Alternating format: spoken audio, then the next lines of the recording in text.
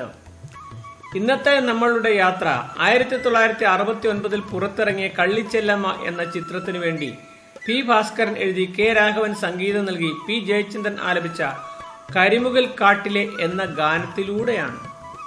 കരിമുകിൽ കാട്ടിലെ രജനീതൻ വീട്ടിലെ മേഘങ്ങളാൽ ആവൃതമായ അശാന്തമായ അന്തരീക്ഷത്തെയും മനസ്സിന്റെ മാന്ദ്യത്തെയും പ്രതീകവൽക്കരിക്കുന്ന ശക്തമായൊരു കാവ്യപ്രയോഗമാണ് കരിമുകിൽ കാട്. രാത്രിയുടെ നിശബ്ദതയും ആഴമേറിയ ചിന്തകളും നിറഞ്ഞ രജനിതൻ വീട്ടിൽ ഒരിക്കൽ ഉജ്ജ്വലമായിരുന്ന പ്രണയത്തിന്റെയും സുഖകരമായ ജീവിതാനുഭവങ്ങളുടെയും പ്രതീകമായ കനകാംബരങ്ങൾ ഇപ്പോൾ വാടിയിരിക്കുന്നു. ഒരു കാലത്തെ സമൃദ്ധിയുടെ പ്രഭാതം കഴിഞ്ഞു പോകുമ്പോൾ അവശേഷിക്കുന്ന ശൂന്യതയും മനസ്സിന്റെ വിങ്ങലും ഇതിൽ നിഴലിക്കുന്നില്ലേ?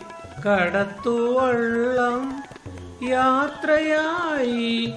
ഇവിടെ കടത്തുവള്ളം എന്നത് കാലത്തിന്റെ അനിവാര്യമായ മുന്നേറ്റത്തെയും ജീവിതത്തിന്റെ ഒഴുക്കിനെയും പ്രതിനിധീകരിക്കുമ്പോൾ അത് യാത്ര ചെയ്ത് മറയുമ്പോൾ ഉണ്ടാകുന്ന നഷ്ടവും ശൂന്യതയും വിടവാങ്ങലിന്റെ ആഴവും യാത്രയായി എന്ന പ്രയോഗത്തിലൂടെ വ്യക്തമാക്കുന്നു. ജീവിതത്തിൽ സംഭവിക്കുന്ന സ്നേഹവും അതിനുശേഷം ഉണ്ടാകുന്ന വേർപാടും സൃഷ്ടിക്കുന്ന ഒരിക്കലും നികത്താനാവാത്ത ശൂന്യതയെയും ഏകാന്തതയെയുമാണ് ഹൃദയസ്പർശിയായി ഈ വരികളിൽ കവി കോറിയിട്ടിരിക്കുന്നത്. രാത്രിയുടെ നിശബ്ദതയിലെ ഏകാന്തതയെയും പ്രണയവിരഹത്തിന്റെ തീവ്രതയെയും സൂചിപ്പിക്കുന്ന ശക്തമായൊരു പ്രതീകമാണ് കരയുന്ന രാക്കിളി.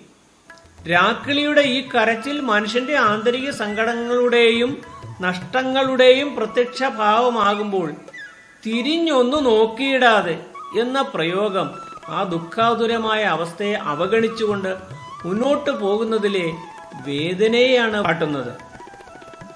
വസന്തകാലത്തെ സമാധാനത്തിന്റെയും പ്രണയത്തിന്റെയും പ്രതീകമായ മധുമാസ ചന്ദ്രലേഖ ഭക്തിയുടെയും സമർപ്പണത്തിന്റെയും ഉത്സവഛായയുള്ള പള്ളിത്തേരിൽ മടങ്ങുന്നു എന്ന് പറയുന്നത് അങ്ങേയറ്റം ദുഃഖകരമായ ഒരു തിരിച്ചറിവാണ്.